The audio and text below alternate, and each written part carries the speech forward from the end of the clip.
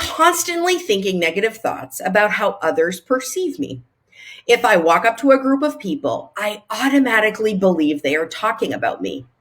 I have friends and I get along with my people, but I can't stop these negative thoughts. How do I stop negative thoughts from controlling me?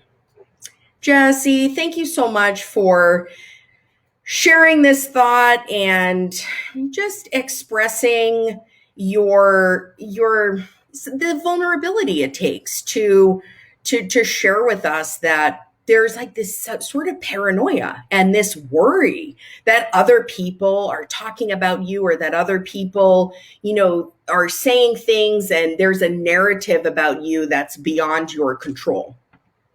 Let's talk a bit about some steps, Jesse, that you could take to start shifting that around.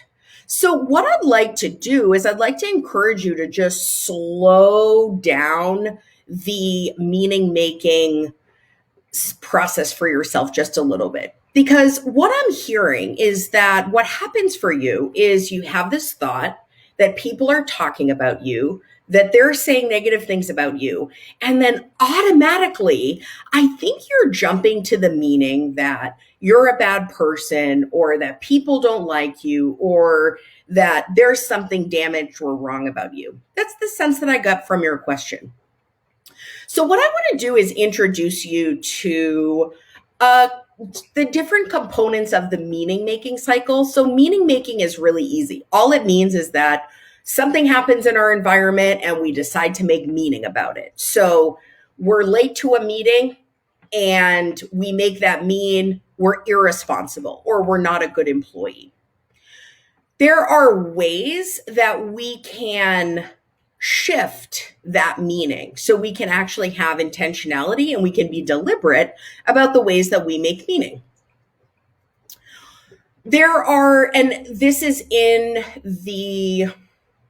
my Instagram. When you swipe through the pictures, you'll be able to see this meaning making cycle, and you'll be able to see the citation. So there is 6 different parts of this meaning making cycle. So the first part is the experience. This is what happens to you.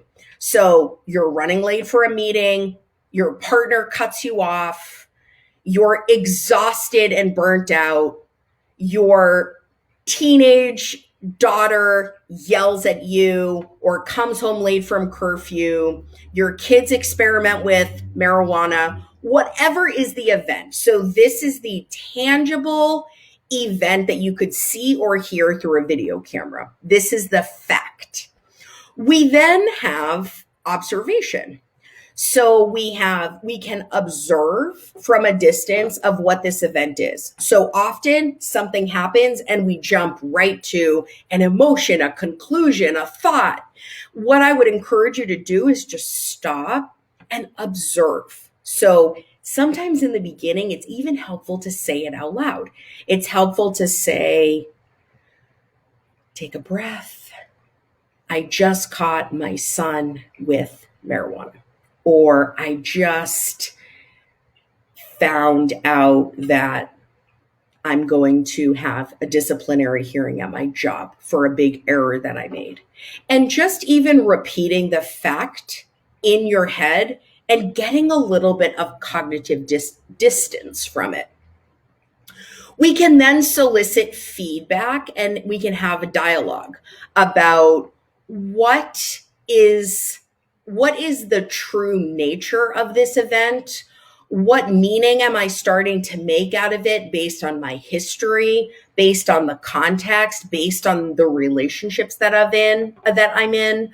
Are there certain meanings that are jumping right out that aren't helpful or that aren't conducive to my growth because of a trauma that I've experienced, because of a history of mistrust with someone in the circumstance? We never want those meanings to be in the driver's seat without your choosing them, because what that means is that something from the past is determining your present, and you deserve to make choices in your present that are clear and that are informed by history, but not determined by history. And that's what this meaning making model helps with. It helps to create some distance between what's going on factually and what meaning you're going to make out of it. So we then have reflection, where we can actually decide what meaning we want to make out of a certain situation.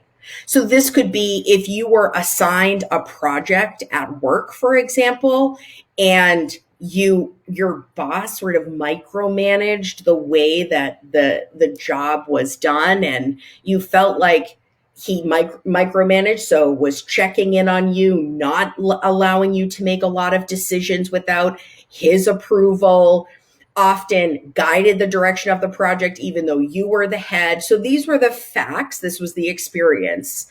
And sometimes what the immediate meaning is, I'm not good enough. He's a jerk. This isn't going to work. I need to intervene. So instead of immediately making that meaning, it would be really stepping back and observing what's going on here, getting some feedback from others around you. Is this just me? What are different ways that people have responded that have been helpful? And then you engage in reflection. So you can then reflect and decide what really resonates for me? What meaning feels the most congruent with my values or who I am? We then have adjustment. So then we can adjust our expectations. We can adjust our experience. We can adjust our approach. And then we have another experience and the cycle goes again. I would suggest as a first step, if you are working hard for control, working hard on shifting the way your thoughts impact you, is to begin to get some distance from them. And that distance can look like literally taking a cognitive step back, taking a breath. So you're deciding, I'm not going to say anything.